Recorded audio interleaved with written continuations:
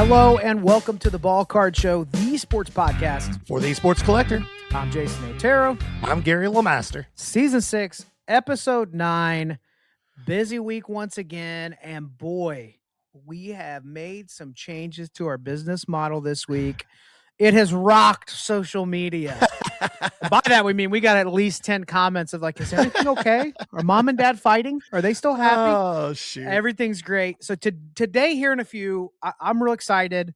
We're going to jump into this whole concept of like in the card space, you have got to be able to adapt, adjust, change your business model as the market responds. And we both have made some decisions with that probably it created a little bit of a domino effect once one of us started making some moves. And it's like, all right, we both internally look. So we're going to jump into the weeds on that.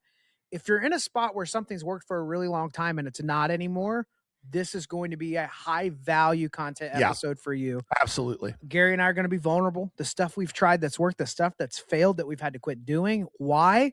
And then even why some things work for me that don't work for Gary and some things work for Gary that don't work for me and why that is. So I'm really looking forward to it. We're going to be really vulnerable with you guys, but we try to keep it honest here on the show. Before we jump into that, wow, big week for the community here at the Ball Card Show. It was a crazy week. In a lot of ways, it was a very humbling week in all the potential definitions of that word. And our community has been so awesome and supportive and showed up and showed out in ways that we can't be grateful enough for. Yeah. It's weird. First time I've ever like been emotional in a sad way on the podcast was last week. And so a lot of things have happened, as you know. Of course, first off, like we have this Discord community. There's a lot of people engaging in that, way more than we were expecting, feeling a lot of love and support. And then we had the interview with Mike on SCN last week. And I'll tell you guys, since that day, a lot of things have been kind of silly for us. A lot of things that we've been working really hard for seem to be kind of coming together.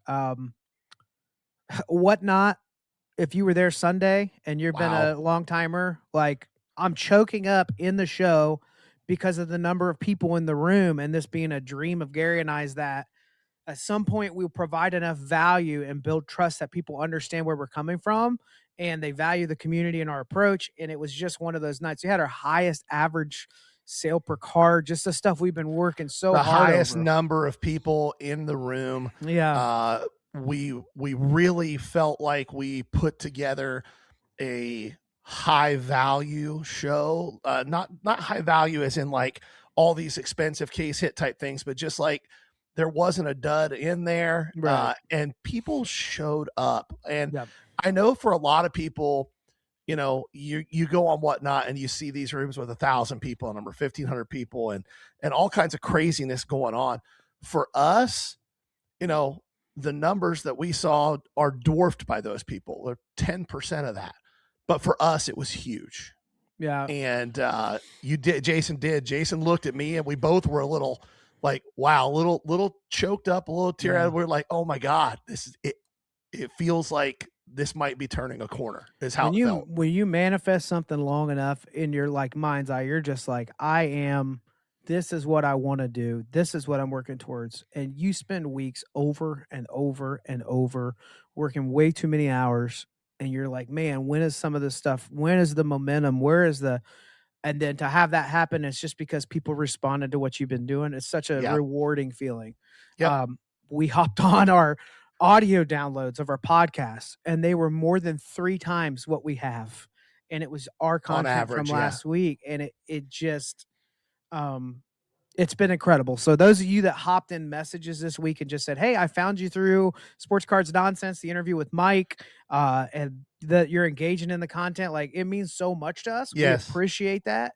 Last week was a milestone moment for us where we began to see some hard work and the message of our content getting out there. So I'm making this way more dramatic than I should, but that's how I do everything, baby.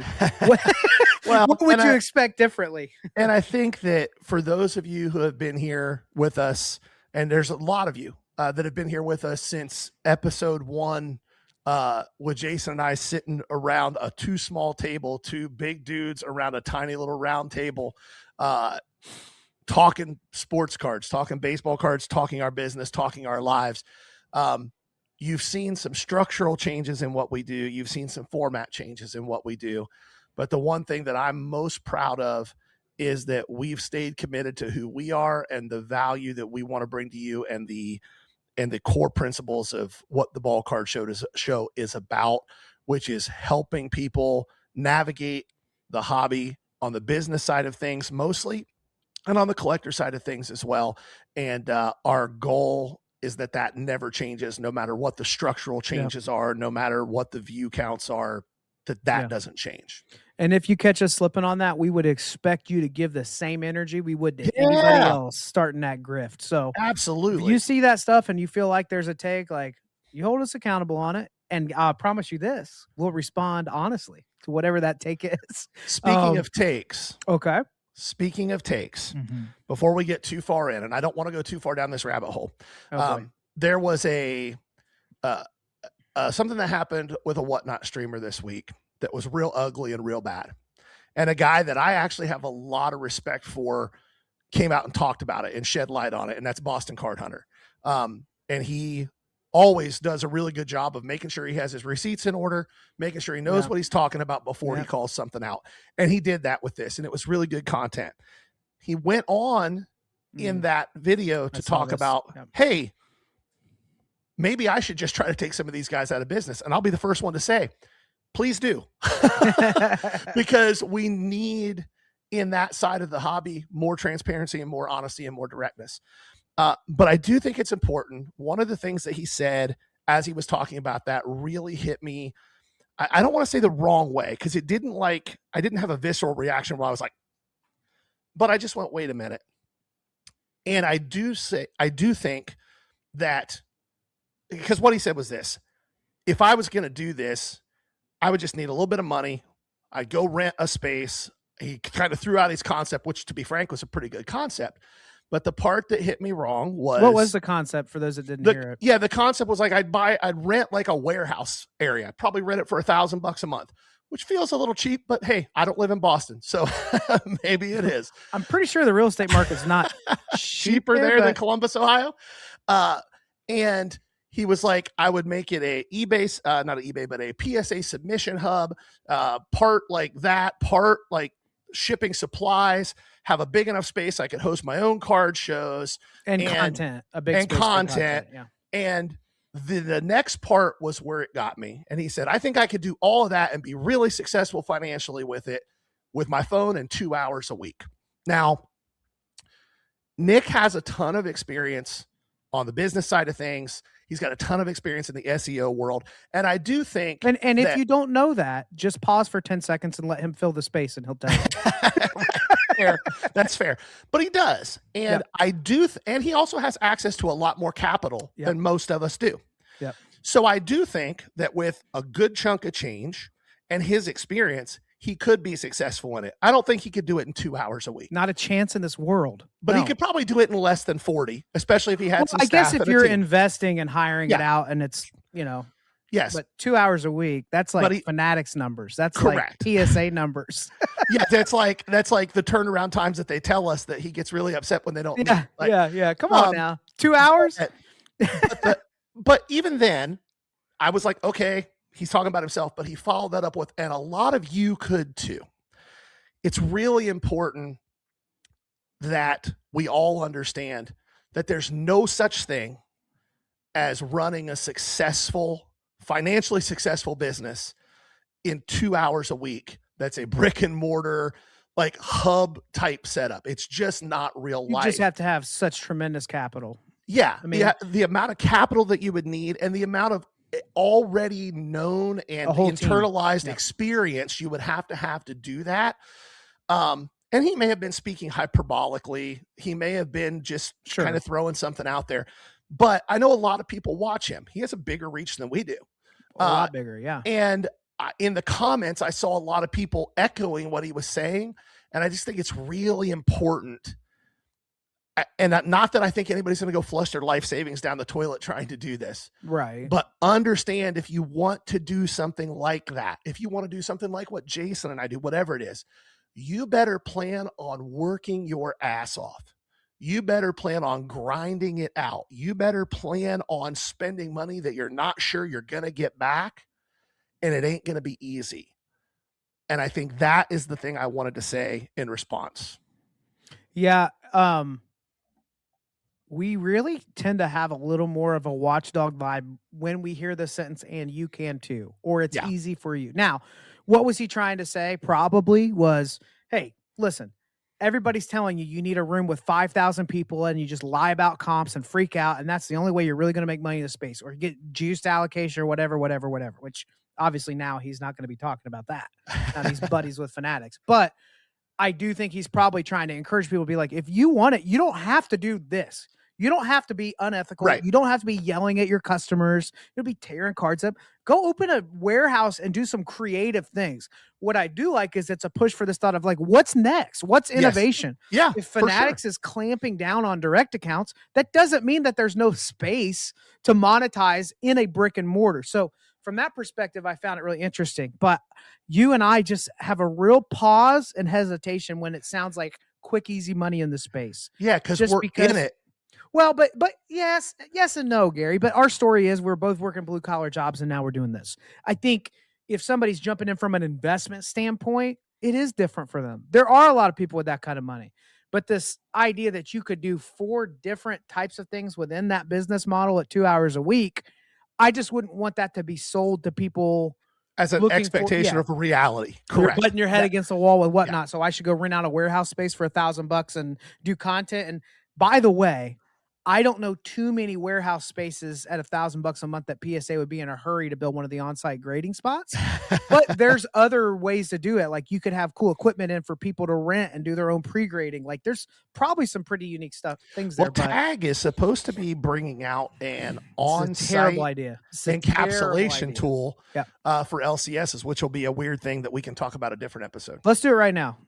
Okay. Don't talk about it. Let's talk about this tag machine. So I love the idea of I can encapsulate my card on site, find a location, especially for PC or really cool cards I just want to protect.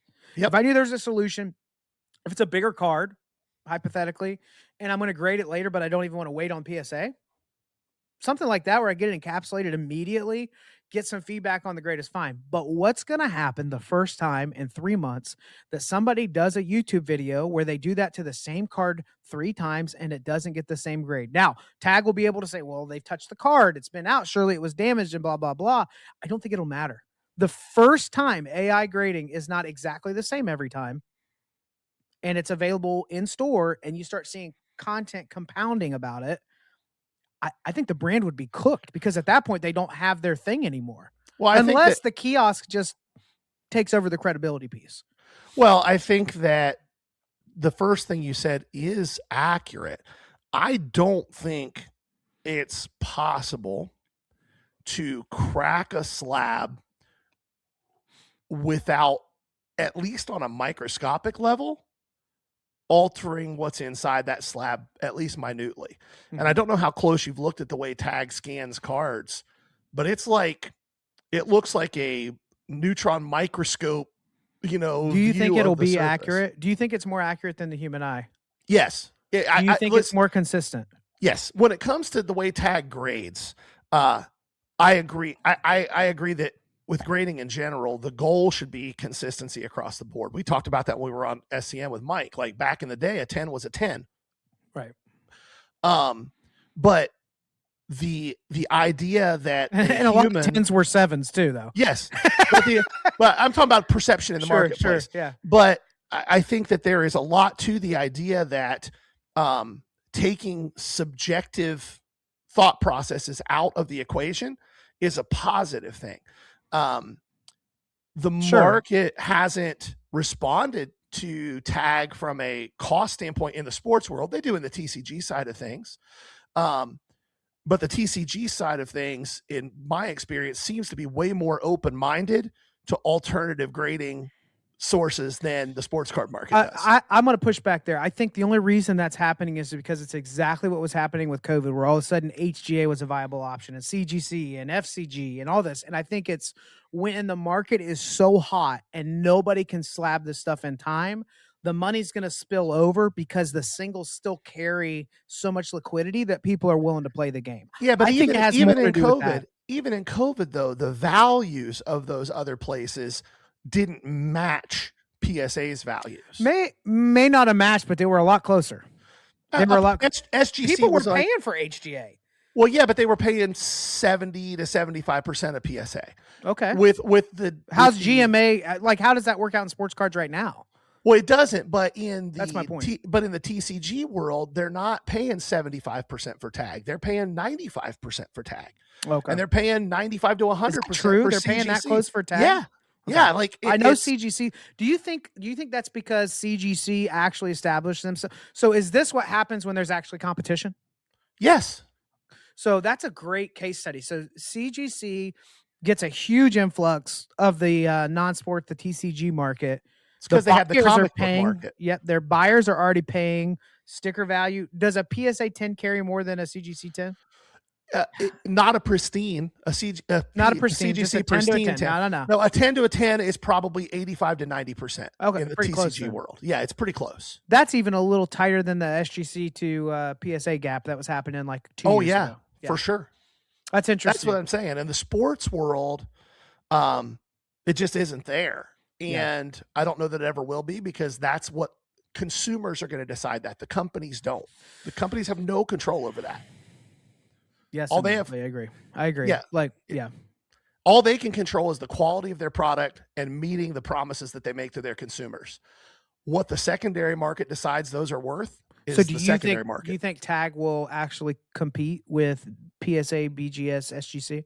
On the sports card side of things? Do you think it will happen when you have an option of getting the card immediately? So here's what I think.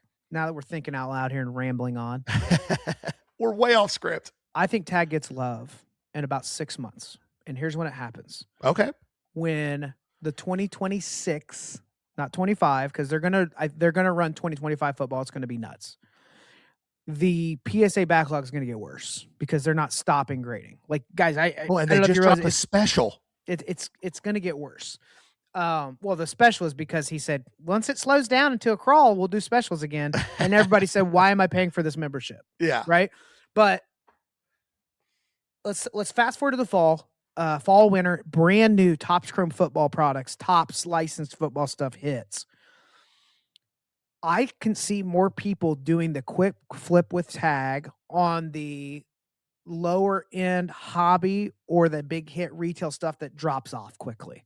If I can get this in a slab within a couple of weeks, and the soonest that this same card is going to get back from PSA is 2 months from now, and I'm still catching in season, I think people are going to make some of those plays, because I'd rather have 85% of the potential 10 right now than 85% of wherever that lands in 6 months, which we know the answer is down. That was the COVID plan in a nutshell. Like, I made a good chunk of money sending base and retail color 2019-20 Mosaic to GMA at $6 a slab and turning a $5 card into a $25 card for $12. I feel like CGC makes more sense for this, though. No, I don't disagree if CGC can meet demand for it. Well, they're showing that they can meet their backlog, but they're showing that they can meet a demand. I don't know if they could take on 30% of the sports grading market right now. They do have a nice looking slab. But if they already have that reputation where they're competing at the PSA price point on TCG, then that one makes the most sense. And I agree with you wholeheartedly, especially on vintage. That slab it is a more crystal clear plastic that they're using in that. You see the card better, just flat out. So somebody's going to get that attention, and it's going to happen. My prediction is when the football stuff starts dropping, that's going to be kind of nutty. I do think tag may be onto something with the idea of instant grading. If I had my slab back, so let's see, in 10 minutes, you put it in the machine, it scans the card, it drops the card into the encapsulator. It encapsulates it. It laser prints the info, because tag doesn't use flips. They laser print on the slab from a tamper-proof standpoint, and then it spits out your card at the bottom, and you have your grade in 10 minutes. But think about, so somebody opened a blaster and they hit a rookie numbered card that in 3 months is going to be half of what it's worth now. Yep. You can cash out and get 85% of that instead of, being under. I do think if the backlog continues when all three majors are getting new product release, I mean, like, we're not even talking about dynasty football, but my goodness, I can't afford it, and I can't wait Triple to spend threads money on too. it. Triple threads. Tribute. Pristine. Hey, Fanatics, since you're listening 20 minutes into us talk about you. Yeah, right. Topps Tech, let's do it. Let's bring it back, baby. The football tech. Can you imagine the people who complain about variations now? Oh my God. With Topps Tech, they'll lose their minds. 174. Yeah, they'll lose their minds. Yeah, I don't know if we need tech. We kind of already have. Like, basically, they stumbled onto retail exclusive parallels, kind of is the way that works. Obviously, you can head down a rabbit hole with Topps Tech. We're not going to get into all that, but a lot of parallels, like the holiday, the Easter, the fall league. We saw a lot more like fun rabbit hole. It is. And the early stuff, it does well for us on Whatnot. If you do too much of it, you will get cooked, but sprinkling that stuff in is pretty cool. All right. We mentioned it before. If you're just joining us, getting involved with the community, we launched a Discord. The QR code on the screen will have a link tree that can take you anywhere, but hop in the Discord. You can ask Gary or I questions, show off cards that you've hit, look up local shows in the area, ask Keith at Neuhart Cards a question for a shop owner. Ask us questions for the podcast, just all kinds of stuff in there. So go give that Discord a follow, and link will be in the description too. Link in the description as well. And while we're at it, I mentioned Keith. Let's head up to Delaware, Ohio. Neuhart Cards, Keith Neuhart with Shop Talk.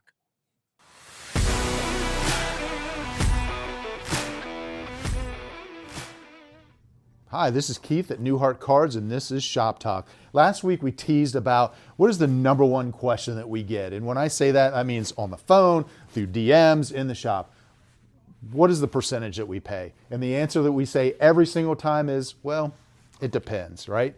You bring us a 2-row of base rookies and inserts and refractors, you're going to get paid a different percentage than you to bring in a LeBron rookie autograph, right? So, yeah, would we like to say, we'll pay 70% on across the board on everything?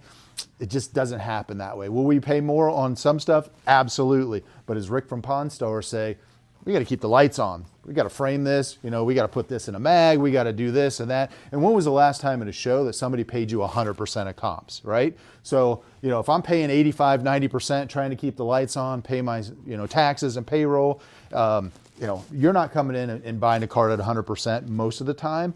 So, it's really hard for us as a shop to work on 5, 6, 7% margins.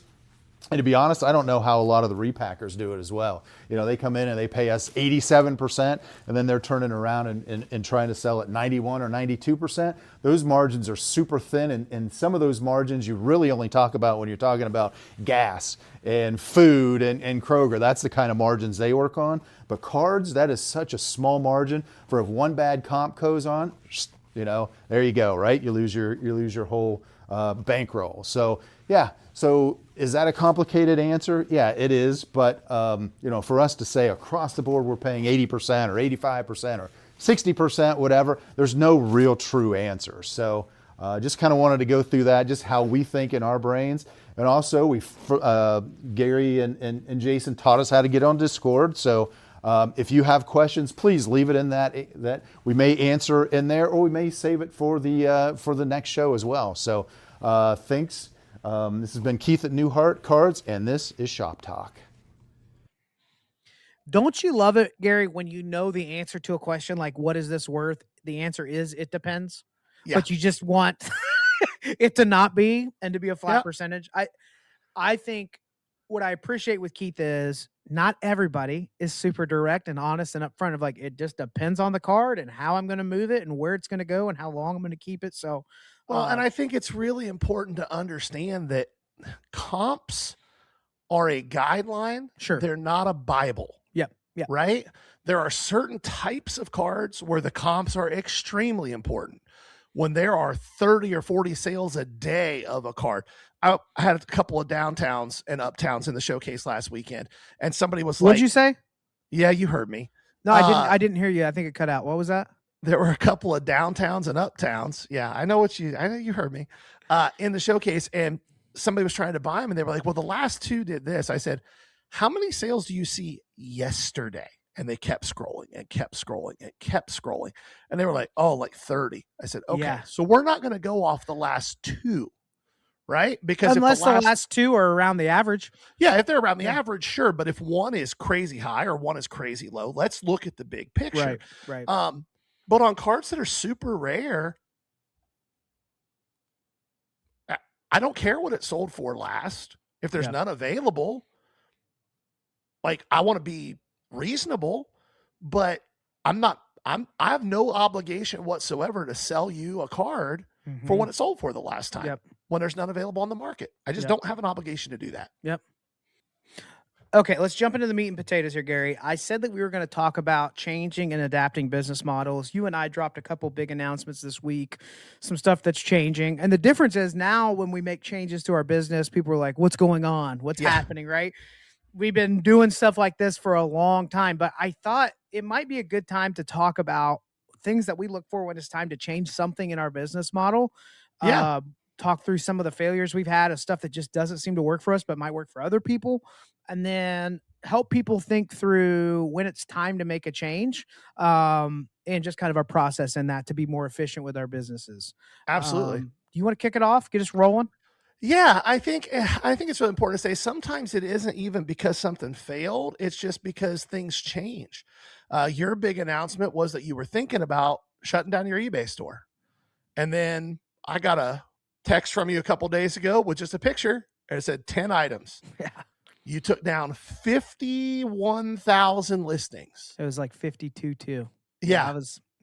And I texted you, said, how do you feel? And I won't say exactly what you said, but you said, I feel relieved and good. I'll find a way to edit this. The edited version is, I feel like I've been on a road trip and my stomach's been backed up and I finally got to use my throne. That's how good it was. Yeah. And so it's a big shift for you, and you're going to be focusing almost exclusively outside of shows on the whatnot side of things, because that has been really successful for you. There's something about your personality, the way you're able to communicate with people, the way you are able to entertain and engage, that whatnot works really, really well with.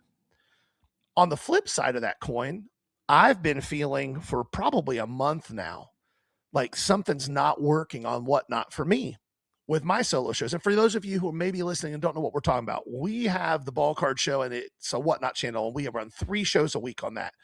We run a joint show where Jason and I are together. It's a lot of fun, and I think it's probably our most successful show. Sundays at 4:30 p.m. Eastern. Yes.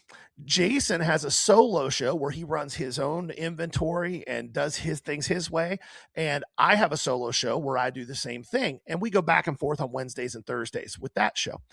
And Jason, since we started doing this, has just seen steady, continual growth on the whatnot side of things on his solo show. For me, it's been the exact opposite. It's been a steady downward trend. And I have spent hours and massive amounts of my emotional and mental energy trying to figure out what the problem is. And as somebody who's a very, very competitive Jason will tell you all the time, like, I'm competitive even when I don't know I'm competing with Gary and I don't have any clue half the time. I don't even know I'm being competitive until somebody points it out to me. That's just how I'm wired. So for me, it's been trying to figure it out and figure out the system. And I have increased the value of the inventory. I've increased the quality of giveaways. I've changed time slots. I've done everything I know to do, and it's not working, and it's just getting worse. And Jason making the decision to pull the plug on his eBay store gave me the courage to step back and go, you know what? It's time to admit defeat on the whatnot side of things and stop doing solo shows. So I made that decision this week. Just to be clear, how many weeks did you do shows where you didn't make money? Like you say defeat, I think it's real important to get in the weeds where you lost money on what you ran. I don't think I had a single show where I lost money on what I ran. Just to be clear, like when you say that, like, yeah. I think that's important. Like, for sure. People will run down the trail of like, oh, me too. I've been running downtowns and I've been losing $3,000 a week. Yeah, no, it's nothing like that. The message here isn't perseverance on that one. Yeah, no. It's not that I've been losing money on shows. It's that the amount of time, effort, and energy that goes into the show compared to the profit from the show didn't make sense anymore. Right. And I couldn't figure out how to change the trajectory. Or to change it, you would be making compromises that leave you feeling like an employee of this platform and not that you're managing your business the way you want to. Well, exactly. And at the end of the day, it's just like you with your eBay store. It's not that the eBay store wasn't successful. It's not that the eBay store wasn't generating profit for you. It's that it was taking so much of your time, effort, and energy that could be better utilized in other aspects of this business for us and for you individually that it didn't make sense anymore. Well, yeah, I'm coming back from like the National in Nashville. Huge show, 3 days, 12 hours of driving round trip, 13 if you count me getting to where you were. And you get back, I have the store in away mode so as to throttle sales a little bit because I don't have time to ship all week. And I get back to 300 orders. Yeah. And I'm already like now, and with the ESE, because, you know, it's convenient with standard envelope, but it's also inconvenient because you're stuffing envelopes. So think through pulling the individual card, penny sleeving the card, putting it in a semi-rigid top loader, folding up a sheet of paper. I'm painters. I know it sounds silly, but multiply that over hundreds of times. And I was back. I was already behind because I was gone all weekend, and I was staring at my next 12 hours of work, 10 hours of work. And I didn't have time because there's another show coming up. And so as that scaled out, it's just like, if I want to keep doing this, I can, but I can't also do shows and do content and do whatnot and parent 2 teenagers and have a happy marriage. Right. Like there's like it all matters together. And so, you know, eBay's not going anywhere. I'm just not going to be doing high volume, low end. That's it. Yeah. And you're going to be scaling more on whatnot. Yeah. And for me, I went the exact opposite direction. I opened an eBay store, which is something I never thought I would do. I've watched you just bang your head against the wall and be frustrated with it. But you and I talked. Yeah, but hold on. You've also seen me not feel like that a lot of times. For sure. And you and I talked it through, and, you know, I'm opening an eBay store that is going to be focused 99% on 90s and 2000s stuff, because that's the stuff that I love. It's the stuff I feel passionately was the 2 best decades this hobby has ever seen. And I want to be able to bring that stuff, the really unique, interesting, rare stuff you're never going to see anywhere else, to a much broader audience. Because while people in our Whatnot streams and in my soloed Whatnot streams will look at a 2009 Topps Chrome Devin Hester red refractor that hasn't sold in 5 years, and go, that's really cool. It's going to sell for $8 and it's a $200 card because there aren't enough people looking at it. Right. Like, and so for me, being able to cast a much wider net with eBay and reduce my frustration level with trying to figure out what it is about me that isn't working. And at the end of the day, do you feel comfortable leaning into that? Yeah, for sure. So, I think that, go ahead. Let's do that. Let me prompt you a little bit here, because I'm going to try to catch you a little differently than just a declaration. I want to get in the weeds with it a little bit. You keep saying it doesn't work with me.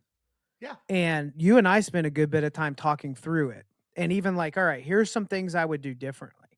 But the conclusion I came to is those adaptations would prevent you from being yourself. And we have never for one day done this business acting like somebody we're not. Yeah. And I don't live my life that way. So like if you get kicked in the teeth on that Hester, you're going to vocalize it. Yes. And the people that love the podcast need to understand he turns that on, but he can't turn it off. Yeah, like, that's just who I am. What you guys see and hear, this is who I am in my daily life. Jason and I, neither one. If a camera's on, our camera's off. This is who we are. It's the same no matter what. Right. Which is something we're really proud of. But at the end of the day, for me on Whatnot, like one of Jason's great strengths as a human is that when he gets in the headspace of being positive, he can stay there regardless of what's happening. Yeah. Right now, when it's all done and he steps back, he might be in a different headspace, but in the moment he can say, this is the headspace I'm going to be in for the next 3 hours, regardless of outcome. Yep. I can't. Even when I try to, it doesn't work. Like after streams, Jason and I will talk and we'll dissect things. Usually it's my streams because I'm so just but when frustrated. something's not working and you see that it can, that's such a frustrating feeling. And Jason will say, well, you did this or you did this. And in my head, I'm thinking I went out of my way to try not to do X, Y, and Z, but it's just so unnatural for me in those moments. And at the end of the day, what I don't want to do, 2 or 3 things I definitely don't want to do. One, I'm not ever going to be something that I'm not. That's most important. Secondly, we value you guys as our community, and so many of you support us on Whatnot at shows, Jason's eBay store, hopefully on my eBay store when it's up here in the next few days. Oh, we'll be, now that you got one, we'll be pumping the stores. Yeah, but I hope that you guys understand that the last thing we want to do is put you in a situation where you feel guilty or we're making you feel like you're letting us down. Or they're having a bad night, I need to do something for them. Yeah, right? Yeah, like that's not what's not what we want to put onto you. And I think I do that, even not realizing that I'm doing it. And part of it's because I have such a passion for the stuff that I put out there. Here's an example. So yeah, like this is a card that it's a Gary Sheffield autograph rookie. It's hand numbered. I believe these were the golden runs from back in the day. That's such a cool thing to me. And I know what it's worth.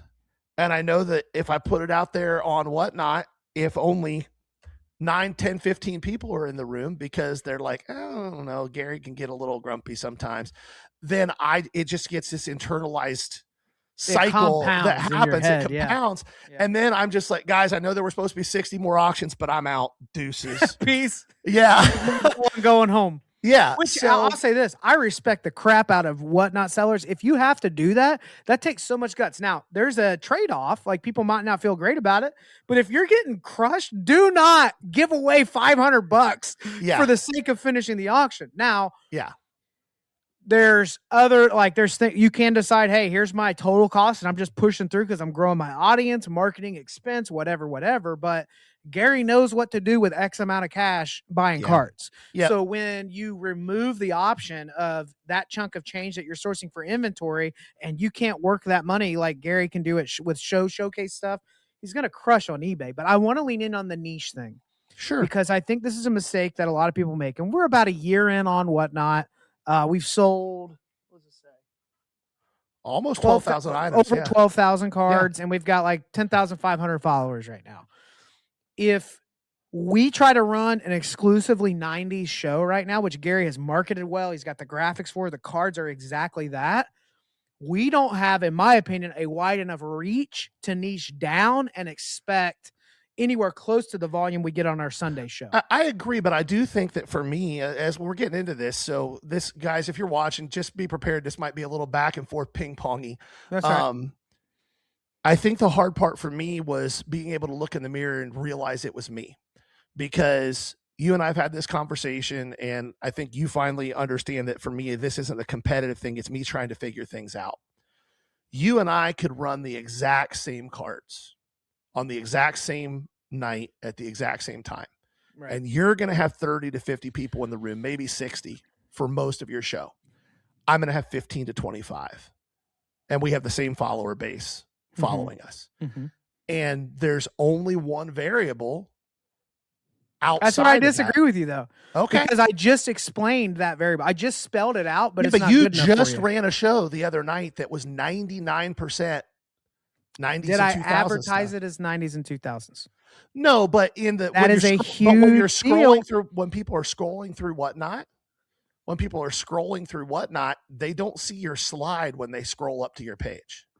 No, but when you're reaching out to your current community and saying, hey, I do a 90s and 2000s show. Here's the graphic. This is when the show is. What about the shows that weren't 90s and 2000s shows that were the same way? That's fine. But what I'm trying to say is I don't want to give you a pass to just be hard on yourself unnecessarily. Yeah, I agree with that. I think there's elements in that, but hold on. Okay. The people we've talked to that have been successful with niche shows, every single one of them says the same thing. Every single one of them that we've met that's like, I do a 90s show. What do they say? I've got 5, 7 other guys. We each take a night and we all market each other's shows. That's how you scale out if you're going to niche down that far. So it's like, one, it may be unrealistic expectations to expect the same traffic on a show that's typically not only 90s versus and that does everything to one that just is. But I think what's tough is you and I talk about this all the time. Whatnot is a different type of comp. You and I could look at a pile and say, and even if you feel like you wouldn't have the same people in the room, you and I would look at the same piles and be like, this is not going to do well. This should do well. Yep. And that 90s stuff is even trickier. And it's when it clicked for me when I was talking to you, I was like, you're explaining the same things you're talking about now. Is it something in my something is happening? And you kept saying like, it's a $30 comp. I didn't get $7 out of it.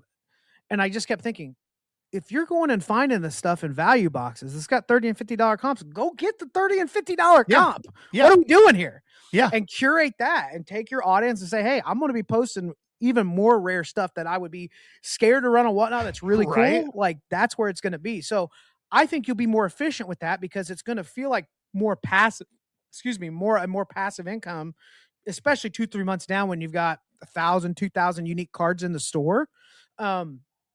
And I think you're going to find it to be more profitable and it actually will fund your showcasing as well. Sure. But I wasn't going to let you off the hook of like, it's just me. I think that it's a hard task. And then you add in that like that live environment and the feedback and reacting to the people and what just happened in the sale. Like that's a game that you don't want to spend that level of emotional energy and time on. Yes. And I would say that it's probably not all just me, but I feel very comfortable. This is really important to understand. This isn't me beating myself up. I'm comfortable saying that it's at least half me. Yeah. Right. And if that's the case, and I can't change me, nor do I want to, I like who I am. I'm comfortable with me. If I can't change that, then no matter what I do, it's never going to be as successful as it could or should be. And I don't want to put that kind of effort, energy, time, and emotional real estate into something that's going to cause me to feel the way Whatnot has made me feel. It's made me doubt myself. And I think that's not something I like the feeling of. Right. Yeah. Right. Like it's made me doubt myself. Like you've seen it from me over the last few weeks. Like it's made me. Well, you're doing myself. it a little bit here in the interview. And that's where I'm like, time out. I'm not going to, I'm not going to allow my best friends to unnecessarily do that. I do think there's things, we're probably repeating ourselves a little bit here. Sure. But what I want to focus on is the fact that like Gary and I talked about it. He made a video because obviously there's a lot of you guys that are in every week, but what we really feel like is, oh, okay. Because in this space, you're constantly adapting and changing. Yes. And your arbitrage strategy changes from one platform to the other. And here's what I will promise you. Listen in, those of you that are starting a card business, I will promise you that the people several steps ahead of you have found 3 or 4 channels that they are moving inventory through. Correct. And they are ever-changing channels. The relationships are the same, but there are different platforms. It's possible that if Gary's like, I don't want Whatnot, but I want to try another live selling platform, he may find something that he likes. Or you're talking about doing a niche down show every 4 to 6 weeks that's like a GOAT show, a Griffey show, a 90s show or whatever. Yep. But giving the appropriate time to just target that audience. And I think we all have to be changing all the time. So let's do this. One, it's appreciated, but I think I know the answer to this. Gary, are you looking for people to try to give you pointers on Whatnot right now so that you don't give up on it? No. And I do appreciate there's been so many people that have reached out asking if they can help. But right now, no, I'm done with Whatnot as a regular thing outside of our joint show for a while. I'm going to finish up the 2 shows that I have on the schedule. Well, 1 show by the time you guys watch this. I'm going to finish that up. And then it probably be 4 to 6 weeks before you see me on Whatnot again. And it might only be a 50 auction show. Like whatever I have curated that I think the audience wants to see, that's what we'll run. If it's 50 cards, if it's 100 cards, if it's 30 cards, like that's what we'll do. That's cool. So what I love is that after you made this decision, you felt like you had a little time to think differently about Whatnot, and your focus went to, all right, okay, this Sunday show is still bringing us money in every week. So how do I create efficiencies with that time? And in like 3 hours of digging that you didn't have to use before, you've already stumbled onto some automations, building out ways to CSVR pre-bids, and we probably had the most efficient show we've ever had on Sunday. Like as far as like the ability to move cards quickly and move it through. And some stuff you're working on. So like selfishly as your business partner, I'm very excited at what you'll be focusing on and whatnot, because it's going to fill in some major gaps that we both have. Yep. And then I get to help you on eBay to avoid a lot of those mistakes. Which you're gonna. Yeah. You're gonna. Yeah. But let's talk a little further. I think there's a lot of people that hear this and they say, you know, I need to make some changes, but I'm scared what's going to happen. And maybe you and I could just run through a list of all the things that we've drastically changed in our business over the years. And what we're hoping you'll see is like, you should always be evaluating. Is there something I'm spending time and money on that is not worth the squeeze? And at some point, you're going to have to pick time over money or money over time. But let's walk through some of these some changes that we made as our business was growing, so that people see just this is a pretty common practice and it's a helpful tool to keep your business efficient. Yeah. I mean, the biggest change in our business that we made was right at 1 year ago, we turned cameras on. Yeah. That was a huge change for us. And we've talked about it before, but it was a huge change and it was a scary change. I know that sounds crazy, but it really was. Like, we were all of a sudden putting ourselves in front of a whole lot more people, and we didn't know what was going to happen, you know, structurally, for our business. From in an individual business standpoint, I think the first thing that I would say that I made a major change on was probably about 2 years ago now, maybe not quite 2 years ago. I said, you know what? I'm not taking value boxes to shows anymore. Value boxes used to be a big part of what I did. And you had loaded value boxes. Oh yeah. They nice were great stuff in there. Yeah. And people loved them.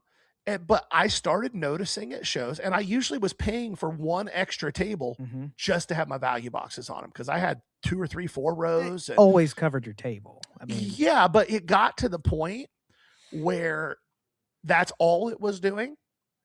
And if that's all it was going to do, I'm not a break-even person. If I'm doing something and it doesn't generate a positive flow, probably out.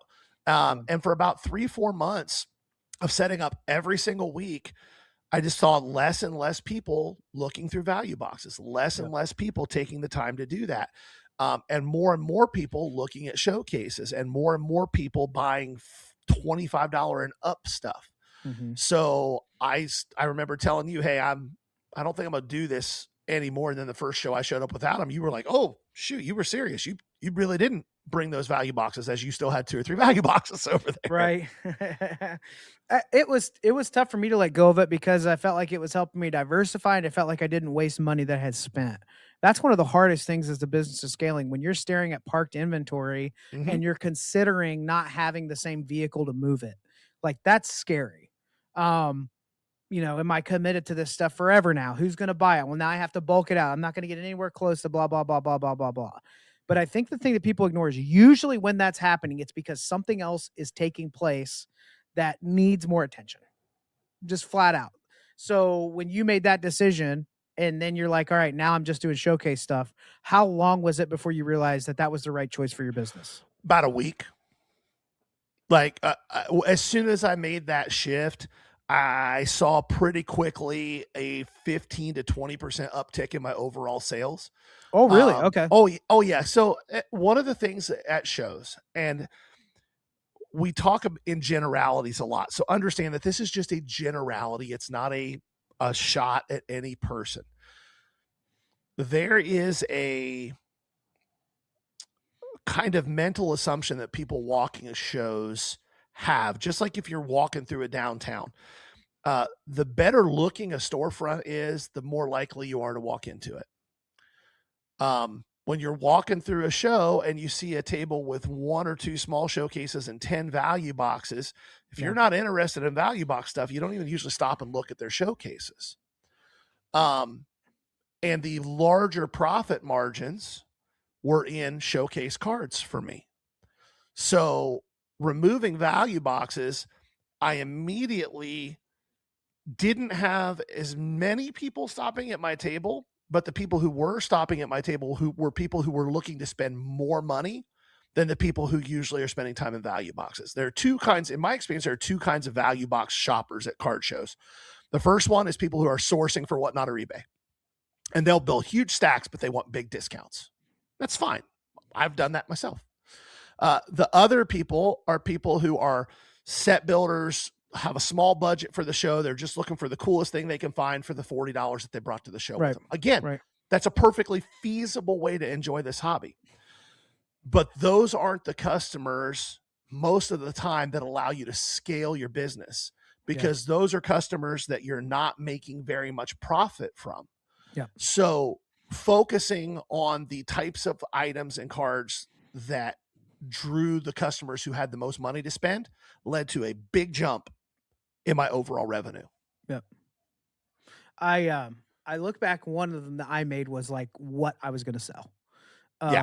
And I love baseball, played it, coached it a little bit. And I more enjoy when I hear prospects. I like watching their swing, seeing live BP, seeing what they're doing. But I really bit into this hard because I was a product of I was understanding what was happening with cards when the Bowman class of Bobby Witt and who was that one? Poisson, Robert. Oh yeah, he was the Robert big Poisson was in that set. Anthony Volpe is in that set. Didn't they almost move him to pitcher or something? Was that he's pitching now? Is he really? Okay. Yeah. So there was like craze. It was the time when everything was starting to pop off. So you could follow a couple prospects and really profit well from it. But what I realized is the person shopping Bowman, they know all the names and they buy Bowman and maybe one or two other products. And there was such a knowledge gap there that I was always chasing down. Like, what do I do with this F25? Like when you start to get into nicer stuff, you're also Big projecting dollars, where you should hit this and where it'll land. And you get 5 guys that all of a sudden don't get past that level that they thought because they hit 2A and saw real pitching. Yeah. Like you're cooked. So I just decided I'm going to remove that volatility. For 3 or 4 shows, people asked where the Bowman was. And I said, I think I'm moving away from that. Yeah. My business did not suffer at all. I thought for sure, I depend on this and I'm moving a lot of prospects and it didn't affect it. The other stuff I put in was moving better. Bowman is a really good example of changing for me as well. Like in the exact opposite way. I used to be, like you talked about, people know my value boxes were juiced, and they were. Like they were super juiced. But I was also known primarily as the Bowman guy at shows here in the Midwest. And that was great until I was so niched down that 80% of my showcase was Bowman. And if there weren't Bowman buyers at that show, I was dead in the water. It's November. Good luck. I was dead in the water. So I made the shift to start diversifying more and more. And now, to be frank, Bowman is probably 10, maybe 15% of my overall showcases. Not because I don't love it, not because I don't love baseball, but this is a business now. This is how I pay the bills now. A bad show isn't the end of the world, but 3 or 4 in a row over the winter, because baseball is not a hot market at that time. And now I'm in a bad spot. So I have to have enough stuff to appeal to as broad of an audience as I possibly can. I think that's a really good point. And we both tried to figure out niching down without niching down too much, essentially. I was all in on the basketball stuff because it was very profitable for me. If you had very little experience in cards pre-COVID, but you understood a little bit like that, Mike in the interview was like, oh, so you were in pre-COVID. I was like, let's not pretend I had an established business pre-COVID. I was collecting and flipping cards. So whenever that happened with the basketball market, I was like, oh, if I just check the box score and I'm like snap listing stuff on eBay when somebody triple doubles, I'll make a ton.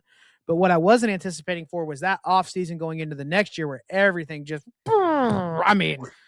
huge tank. So, I moved away from that. So like basketball in my showcase, it's going to be 1 to 3 of the biggest name rookies right now or established stars, or it's going to be late 90s, early 2000s that are liquid. That's it. That's the game Jordan, I play.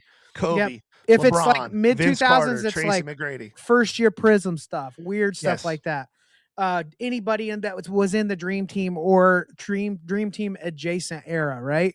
Like that type of stuff, because I'm familiar with their market and I'm familiar with scarcity. But if you get into the weird stuff like that Tim Duncan we were guessing on, I wouldn't have bought it. I knew it was less, but you could tell me, I knew it was less than it should be, but man, I would not have guessed as low as it was. But I think when we quit niching down so much, but set some parameters. Like, what did that mean?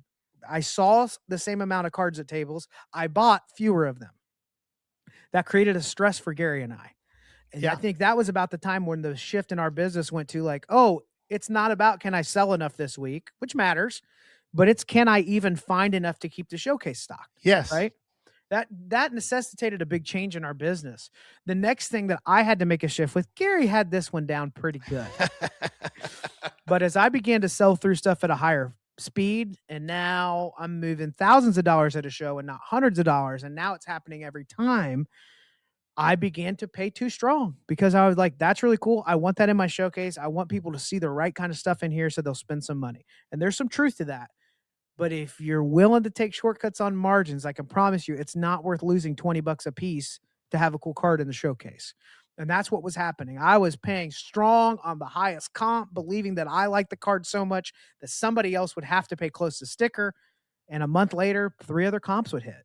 And now it's at 90%. I'm already under, and they're going to offer me 10% off of that. So I think not overpaying was a huge shift in the business. Because now I was picky. Now I was rolling into shows knowing my showcases weren't where I wanted them to be. Yeah. And I was not going to take that shortcut anymore.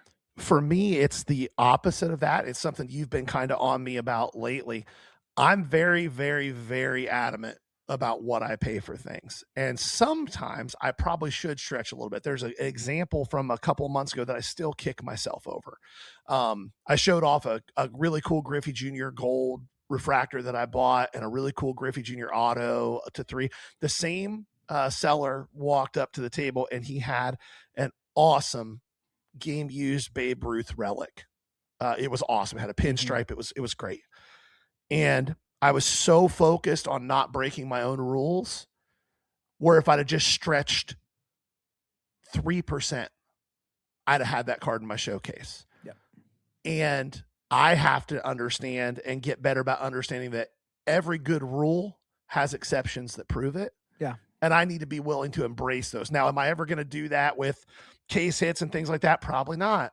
But on that really kind of unique, weird stuff, I have to be willing to break my own rules occasionally to make something happen. I would agree with that, but I would say that we've already shifted that focus with the case hits a little bit. You and I make a point of having some of that. So like we're going to be at Shipshawana. Bigger shows, yeah.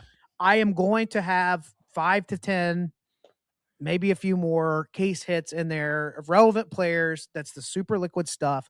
It's like a jump start. It puts some holes in the showcase. It gets money moving. It is a part of this space that's not going to change. And I know this, on a day where I have a really bad show and I need to move stuff, I sure hope that repacker that got 5 downtowns takes one more lap just to see if there's anything in the showcase this time. And so that's a rule that we had that we've already changed. The other thing too is I've been pushing you. When I push you on that, I'll just say, hey, how did you buy this week? And if he bought really good, then I'll look at him and say, go pay 85% on those. You're still at 71% across the board for the whole week, right? If you add those in, but that's hard. Assuming you sell through on all the other stuff. Well, no, you would still be at that cost average. It wouldn't change the cost at all. You paid 80% on these cards. You paid 60% on these, and it lands you at 70% across the board. You're going to have to sell it to get your money out, but but that's where you can't inflate the sticker on the really unique stuff. Right. That'll hurt you there. But we made those shifts with it as well. The one that was tough for me was I was making my bread and butter on Facebook. Yeah, I talked about in the interview. I was literally running thousands. I do the 9-card grid, and guys, 50 cents a piece. Let's go. I had 50 cents, $1, $2, $3, and I would have a ping pong table that had stacks at the end of the week, thousands of cards across. The table would sag sometimes. And it was just a post-it notes and collecting payments and all this. But what happened was this moved to other marketplaces. The non-eBay people found out about whatnot. They found out about live selling options. They started going to more shows. Instagram became a place where people were buying and selling cards in story sales. And then you had this mass wave of people that jumped in the middle of COVID that realized all their cards had gone down, that just quit paying but kept claiming in sales. And so you were spending 5 hours a week tracking down people for $43.25, right? Yeah. Like and it's Facebook. What are you going to do? Call the cops on the $40 stack that they aren't going to get? You know what I mean? So that was something that was hard to let go of. When I looked at eBay, I've been ready for this for a while. The growth forced it to happen. Like sure. I can't keep up with it. So we'll shift it. So hopefully you guys are hearing this. The point of this, I know it's a little more rambly from us this time, but the point we're trying to make is if something's not working, stop doing it or change it. Nobody is going to view anything any kind of way. It's up to you. This is your business. These are your metrics. And what works well one year may not work well for the next. If you'd have told me I'd be on Whatnot 2 years ago, I would laugh at you. And now I'm sitting here looking at this as like, I can diversify my personal business to the point where Whatnot's taking care of everything. And then I just snowball my showcase inventory over the next year. Right. That's going to be a tremendous shortcut for me, but there's risk involved because I'm looking at 52,000 cards that I've got to move. Right. Yeah. Or do something with. Right. So don't be afraid to make some changes in your business and to adapt. Don't be afraid to say what I'm doing isn't working. It's okay. And it's okay. Don't make the mistake of thinking that just because you make a change that it's going to be an instantaneous positive either. I think that's a really important thing to say too. Yeah. For example, that's a great point, Gary. Making a shift from Whatnot to eBay. I've already been somewhat frustrated, not because I don't think it's a good thing, but because it's taking me a lot of time. There's a time investment on the front end for me to learn this. Yep. And for me to get it to the point where it's a smooth operation that takes less time and less mental energy. It's going to take more on the front end than I even thought that it would. Yep. And I have to be okay with that to see the rewards on the other side of it. And I also have to be okay with the fact that maybe I won't see the rewards on the other side of it, but I'm not going to know. Yeah. I'm not going to know until I'm willing to put the time, effort, and work into learning it and trying my best to make it work. Yeah. I think if my encouragement for you, as I hear you say that, is if this was your only thing, then I would be like, well, you better be grinding. This is all you do is list, right? Right. But I think what that's going to become for you is a way, like you are going to buy even more efficiently at shows because you have another lane that is often slept on value that it's going to walk up, or there's going to be boxes of it. And you're going to have opportunities to be like, okay, well, I dropped $1,000, but I have eBay inventory that'll probably get me 5 to 6K over the next 2 months. Right. Like those types of buys, the efficiency of eBay buying for that type of stuff that you're going to be doing, when it happens, it's going to be great for you. I can't wait to see that. It'll be a lot of fun. And there's nothing saying that I won't 6 months from now be like, all right, got to do high volume, low end again. Schedule changed. Can't go do shows. That's what I love about this business. We're in charge. Like, there's a lot of ways you can do things here. And you can undo them. Maybe something happens in live selling where Gary's personality, like he's talking about this personality issue thing, maybe something changes and there's a platform where it's like, he just rakes there. I don't know. Yeah. Well, in a perfect world, there is a platform where people have an attention span longer than 2.5 seconds who care about learning about the card that's on the screen that they're about to bid on and share the same passion for it as I do. Yeah. When you say that, and then I use the word whatnot, I just don't. Yes, I know. I don't think most people. Yes. Where are the old guys that are doing live auctions? That's what you're asking. Yes. And I think that we're only going to see more and more platforms for this. It's just not going anywhere. But by that point, you and I will have that thing figured out. We'll be marketing it, running the shows. Yep. Humming along. So, okay. What else do we have here? Let's go over some ship schedule stuff. Yes. Ship schedule, show schedule. And the first ship show is the front is of Ship. it. Ship is the show. Shipshawana, Indiana, this weekend, Today. Friday and Saturday. Yeah. As this drops. As you're listening to this. The following week, we have a week off. We will be going to JT's wedding. Very excited for that. Very excited for him to see my dance moves. I did hear that there are going to be adult beverages, and I will make sure to make some memories. Yeah. I will make memories. Who is that guy? Oh, it's just a guy who does card stuff with for like the last year. He's trying to do the worm and he doesn't have a shirt on. But we'll, if my goal, if I make it into the photo album, that's my favorite thing. If you make it into a random wedding shoot, because JT's got to be so nervous hearing this. lucky for him, my wife will be there, and she will not allow that to happen. So, shoot. But we've got that week off. Gary might catch a Sunday show. The following week, the 21st, 22nd, we have the Eastgate show in Cincinnati. 22nd is Grove City Card Fest. And then the last weekend in March, we are going to do a show that's a brand new one, the Bronco Bash in Daleville, Indiana, close to Anderson in that area. It's supposed to be a large show. I've only heard positive things about the promoters, other guys in the industry. So we're going to give that a shot, see how it goes. And hopefully if you're in the northern Indiana area, you can come hang out and say, hey, I guess more central, northeast-ish. And then that first weekend in April is Xenia, as always. And then my fat butt is on a cruise ship for 2 weeks. Yep. Deuces. Be paying attention as Gary's vacation comes up. There'll probably be 1 or 2 shows where we may have a table available for some of you like we did last week. And hey, can you give that a plug one more time? Who was it that we partnered with? It was Kid Again Sports Cards.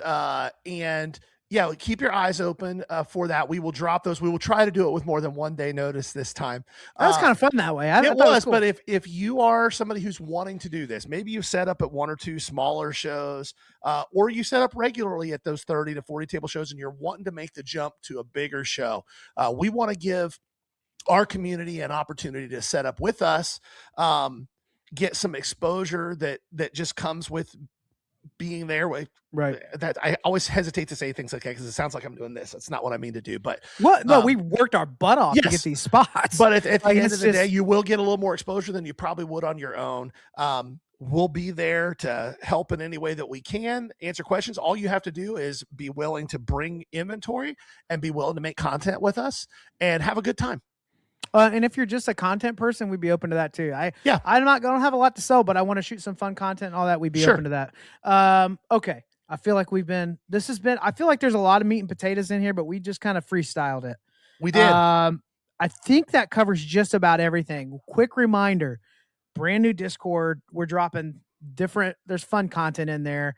There may or may not be a video of Gary and I in a garage band in the early 2000s playing a local bar. Wow. So, there's a lot of fun stuff on there. So check that out on the Discord. Whatnot every Sunday at 4:30. Gary is going to give me a link for his eBay store so that you can go follow that as he gets that up and running. Only thing left to say is this has been the Ball Card Show, the sports podcast for the sports collector. Bye now. Peace.